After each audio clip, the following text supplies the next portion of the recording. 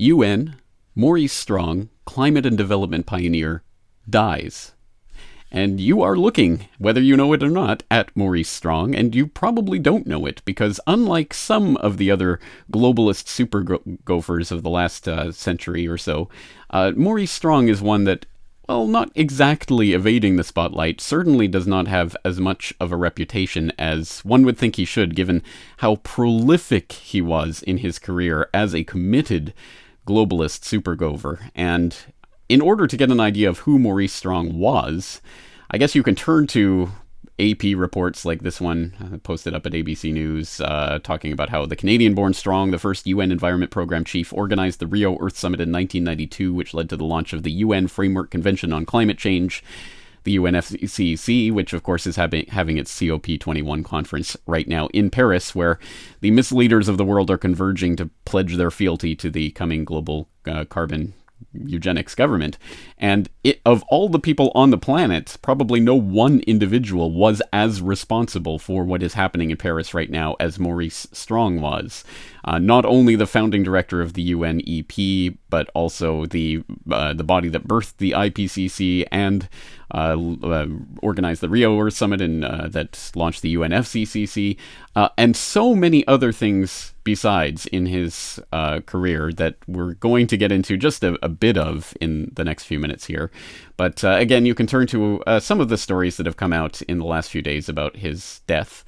Manitoba Friends remember environmental pioneer Maurice Strong, again talking about a committed environmentalist, and listing some of his accomplishments in that regard. Globe and Mail, Maurice Strong, environmental movement loses a founding father. A spiritual godfather, perhaps, might be a more apt term for reasons we'll get into. But yes, again, going through his environmental credentials. And I like one of the turns of phrase in here. I think it's revealing. This loss comes only 3 days before the latest increasingly desperate attempt to force a serious deal on global warming, among other things, gets underway in Paris. Among other things. Yes, that's true. It's a deal on global warming, among other things, that they're working on right now in Paris. And again, Maurice Strong.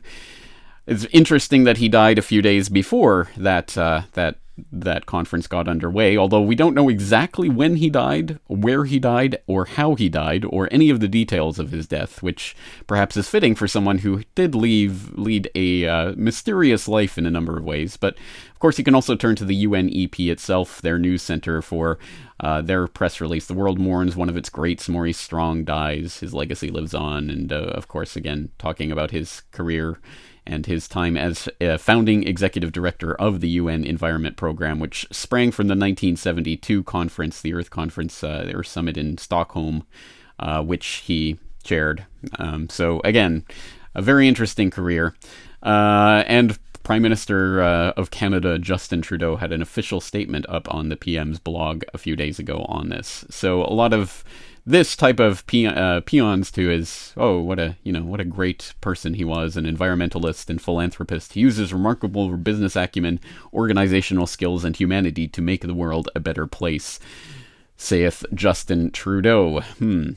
Well, Trudeau is actually a name that figures in the Maurice Strong legacy, because Trudeau, not Justin, but father, Pierre, was a protege of Maurice Strong, who actually hired him at Power Corporation, which, as people who watch the Corporate Report will know, is a Canadian globalist supergopher organization that has spawned a lot of prominent political figures in Canada's history, including not only Maurice Strong, who took over running Power Corporation at the age of 35, but he also hired in Paul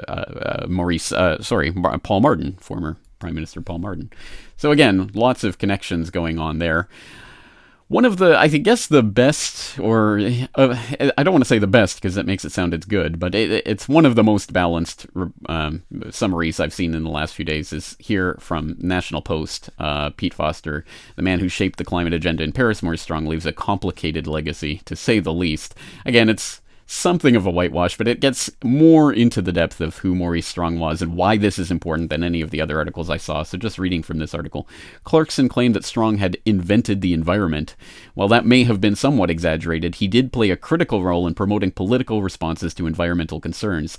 As a lifelong socialist, he saw the potential of the environmental movement to fight capitalism and introduce a system of global governance that would coordinate all human activity. It should send shivers down your spine, but let's go on. Before the last great failed attempt to come up with a global climate agreement at Copenhagen in 2009, which took place at a time of economic turmoil, Strong said, "The climate change issue and the economic issue come from the same roots, and that is the gross inequity and the inadequacy of our economic model. We now know that we have to change that model. We cannot do all of this in one stroke, but we have to design a process that would produce agreement at a much more radical level." And it goes on to talk about some of the interesting parts of his past, including, of course, his time running Power Corp and Ontario Hydro and Petro-Canada and a number of other businesses that one might think is a bit strange for this committed environmentalist to have been part of. But anyway, he was also reputed to be a Buddhist, but when Pope Francis issued his climate encyclical earlier this year, he praised Strong's Earth Charter, a manifesto of green revolution co-signed by Mikhail Gorbachev, as a document that asked us to leave behind a period of self-destruction and make a new start. It talks again about some of his checkered past, which I'll leave you to explore on your own time. I will include in the show notes for this video who is Maurice Strong, that was published in the National Review in 1997, again talking about his very, very improbable rise through the ranks as a 14-year-old junior high school dropout from the middle of nowhere, Manitoba, to become a extremely influential wheeler and dealer at the international level. Again, a globalist supergopher who, amongst many, many other things, was president of the World Federation of United Nations Associations, on the executive committee of the Society for International Development, an advisor to the Rockefeller Foundation and the World Wildlife Fund. Not a strange pairing, by the way, for those who are unaware of those connections. Above all, he served on the Commission on Global Governance, and again, many, many other things besides Canadian International Development Agency and all sorts of other very strange parts of his career. And one might wonder how he did manage such an incredible rise, which you get some taste of in this article by Henry Lamb from January 97, Maurice Strong, the new guy in your future. Quote, he ran away from home at 14. He further his father retrieved him from Vancouver, but in 1945, after completing the 11th grade, Strong was off again to become an apprentice fur trader in Hudson Bay. Strong's business success was remarkable. At 19, he was an investment analyst. At 25, he was vice president of Dome Petroleum. At 31, he became the president of Power Corporation of Canada. He headed both Petro-Canada and Hydro-Canada and made a few deals on the side as well, one of which was the acquisition in 1978 of the Colorado Land and Cattle Company, which owned 200,000 acres of San Luis Valley in Colorado from Saudi arms dealer Adnan Khashoggi. The ranch called Baca sat on the continent's largest freshwater aquifer. Strong intended to pipe the water to the desert southwest, but environmental organizations protested, and the plan was abandoned. Strong ended up with a $1.2 million settlement from the water company, an annual grant of $100,000 from Lawrence Rockefeller, and still retained the rights to the water. An interesting story, and also interesting for the New Age weird ranch that he set up on that land. Again, some weird New Age occultish kind of things going on in his background that will be apparent in some of this reading that I'll be giving you. But again, just a strange thing. How did this all happen? Well, Strong's first exposure to the UN came in 1947 when, at 18, remember at that time when he's still a runaway, who at that time was still not even past the 11th grade, he went to New York to take a job as an assistant pass officer in the identification unit of the security section of the UN. He lived with Noah Manaud, then treasurer of the UN. Here he first met David Rockefeller, and learned that the UN's funds were handled by Rockefeller's Chase Bank. He also met the other Rockefeller brothers and other influential people as well, including John J. McCloy, and that went on to serve him extremely well, because by 1951 he had taken a job with Dome Petroleum, remember, at the age of 25, on whose board of directors was Henry Bruni, a close friend of John J. McCloy. Dome became one of the largest oil companies in Canada, but its shareholders resided on Wall Street, never far away from Standard Oil and the Rockefellers. So from this milieu, as the extremely young vice president of an extremely influential Canadian oil company with shareholders on Wall Street, friend of John J. McCloy, and hobnobbing with Standard Oil and the Rockefellers, from that background comes the person talking about how global government is necessary to save us from the oil companies and the problem that they're creating. Again, not so strange when you actually start to look into the history of this global warming fraud and where it's really coming from. But this is just one of those picture-perfect examples of how this all nexuses together. The life story of Maurice Strong. So it's interesting, I guess fortunate in a way, that he died right now so that we have the chance to talk about this and bring it all up. I have talked about Maurice Strong before, including, of course, in my podcast episode on the IPCC Exposed. Again, link in the show notes so you can watch the full video or listen to the full podcast in MP3 format. But here's a little section where Dr. Timothy Ball is talking about how, yes, Maurice Strong, as head of UNEP, birthed the UNFCCC and literally wrote the guidelines, the framework for the IPCC's terms of reference.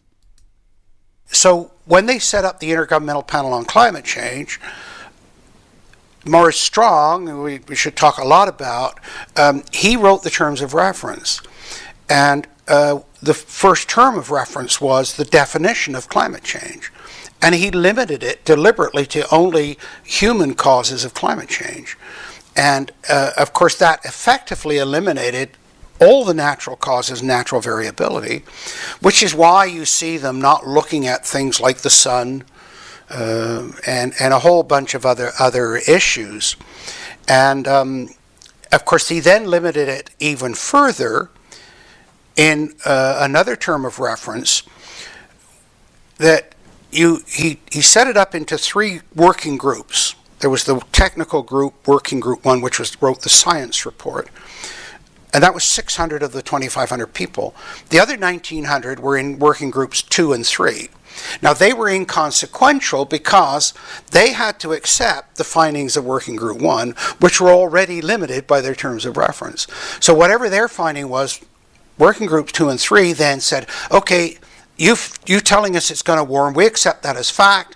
We now look at the implications of that, and that's where you hear all these stories about, the ice is going to melt, the sea level is going to rise. So really, the majority of the report by 1,900 scientists is accepting without question the finding of the first group.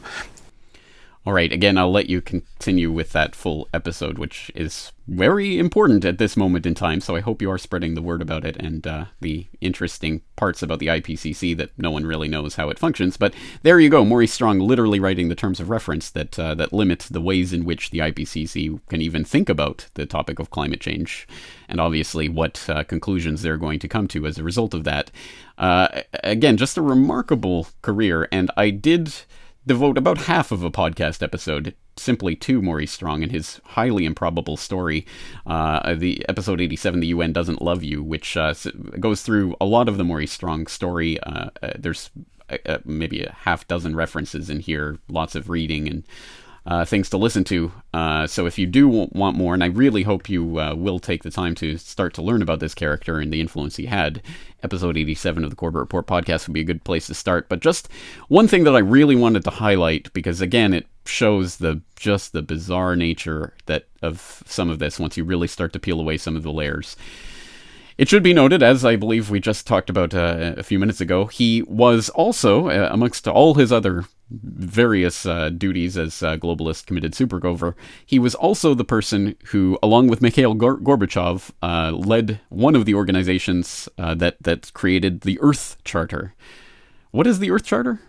took up the challenge. And what is the Earth Charter? It's a statement of ethical and moral principles designed to guide the conduct of people and nations towards each other and towards the Earth, to ensure the future security and survivability of humankind and other forms of life on Earth. And there's... Well, that doesn't really explain very much, but if you want more information, you can go to earthcharterinaction.org. In action? Oh, inaction. .org, where they have the Earth Charter itself and the write-up on it. What is the Earth Charter? An ethical framework for building a just, sustainable, and peaceful global society in the 21st century, blah, blah, blah, blah, blah. The drafting of the Earth Charter involved the most inclusive and participatory process ever associated with the creation of an international declaration. This process is the primary source of its legitimacy as a guiding ethical framework. The legitimacy of the document has been further enhanced by its endorsement by over 6,000 organizations, including many governments and international organizations. In light of this legitimacy, an increasing number of international lawyers recognize that the Earth Charter is acquiring the status of a soft law document. Soft law documents, like the Universal Declaration of Human Rights, are considered to be morally, but not legally, binding on state governments that agree to endorse and adopt them, and they often form the basis of the development of hard law. Interesting. So, well, let's read a little bit of the charter, shall we? What is this charter, this soft law, Universal Declaration of Human Rights-like document that's being adopted by all, or at least endorsed by all of these different governments around the world? We stand at a critical moment in Earth's history, a time when humanity must choose its future. As the world becomes increasingly interdependent and fragile, the future at once holds great peril and great promise. To move forward, we must recognize that in the midst of a magnificent diversity of cultures and life forms, we are one human family and one Earth community with a common destiny. We must join together to bring forth a sustainable global society founded on respect for nature, universal human rights, economic justice, and a culture of peace. Towards this end, it is imperative that we, the peoples of Earth, declare a responsibility to one another, to the greater community of life, and to future generations. Talks about Earth, our home, the global situation, challenges ahead, universal responsibility. And then comes the principles: respect and care for the community of life, respect Earth and life in all its diversity, secure Earth's bounty and beauty for present and future generations, ecological integrity, protect and restore the integrity of Earth's ecological systems, adopt patterns of production, consumption, and reproduction that safeguard Earth's regenerative capacities, advance the study of ecological sustainability, there's social and economic justice, eradicate poverty, ensure that economic activities at all levels promote human development, affirm gender equality, uphold the right of all without discrimination to a natural and social environment supportive of human dignity, democracy, nonviolence, and peace, strengthen democratic institutions, integrate into formal education and lifelong learning the knowledge and values of a sustainable way of life, promote a culture of tolerance, nonviolence, and peace. Again, all of the most wishy-washy, mealy-mouthed political platitudes that you can imagine stuffed into one document, but just like the Universal Declaration of Human Rights, which we've been over before on this podcast, at the very end comes the interesting little poison pill, or one of the poison pills. I mean, there's lots of ways that this mealy-mouthed language can be converted into very tyrannical stuff, but I think it's interesting. In order to build a sustainable global community, the nations of the world must renew their commitment to the United Nations, fulfill their obligations under existing international agreements, and support the implementation of Earth Charter principles with an international, legally binding instrument on environment and development. Hey, that kind of sounds like what we're starting to get with the COP21 in Paris, doesn't it? Earth Charter in action indeed. Well, so this, I mean, it's a creepy document in a lot of ways, and just to add to the creepiness, both Gorbachev and Maurice Strong likened it to the Ten Commandments and said they were trying to create something like the Ten Commandments for our age. And, well, what do you do with the Ten Commandments? You put them in an ark, not the Ark of the Covenant, in this case, the Ark of Hope. They literally created this Ark of Hope as a refuge for the Earth Charter and Temenos books. I told you Maurice Strong is caught up in this weird occultish new age stuff, and I'm not joking. You can go and take a look at this weird box that they created to house the Earth Charter in, with the crippled children on the front and all of this just weirdness. But it gets even weirder. The Ark of Hope was created for a celebration of the Earth Charter held at Shelburne Farms, Vermont on September 9th, 2001. The event, For Love of Earth, featured keynote speaker Jane Goodall, global peace walker Satish Kumar, musician Paul Winter, and Dr. Stephen C. Rockefeller, yes, that Rockefeller of that Rockefeller family, Nelson's son, a member of the Earth Charter Commission. Yes, the Rockefellers are on the Earth Charter Commission. On September 11th, 2001, volunteers were cleaning up from the September 9th event when news of the New York and Washington, D.C. terrorist attacks and tragedies was heard. Sally Linder's immediate, spontaneous response to the horror was to begin walking the Ark of Hope to New York and the United Nations. Joined by Andrea Morgant and Janet Fredericks, they carried the 200-pound chest across the meadows of the farm to Route 7, where they were joined by Susan Deal Dufort. Hundreds of walkers joined the pilgrimage to New York City, bringing with them hope and the vision of the Earth Charter to communities along the way. For 2 months, the Ark of Hope was walked over 350 miles through 4 states. Blah, blah, blah. Due to heightened security at the United Nations, the Ark of Hope rested at New York's Interfaith Center upon arrival. And again, it's such a weird story that just ties so beautifully into all of the craziness of Maurice Strong's story in general. So there you go. Maurice Strong is dead. And if you didn't know who this guy was, I suggest you use the show notes to start getting acquainted with him, because his story very, very much ties into the grander story of who is funding the entirety of what we're seeing going on in Paris right now and why they are funding it. Just, again, one of these supergophers whose life is a nexus for so many things. Much more to say on this, but we'll end it there for today. James Corbett, CorbettReport.com.